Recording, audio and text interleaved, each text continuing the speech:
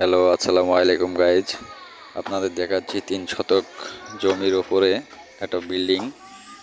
এই বিল্ডিংয়ের ডিজাইনটা দেখুন। এটা হচ্ছে ডাইনিং,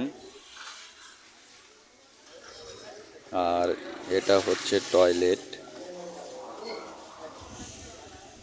কিচেন, বাথরুম। টয়লেটটা অনেক বড়। এটা হচ্ছে কিচেন, এটা হচ্ছে বেডরুম।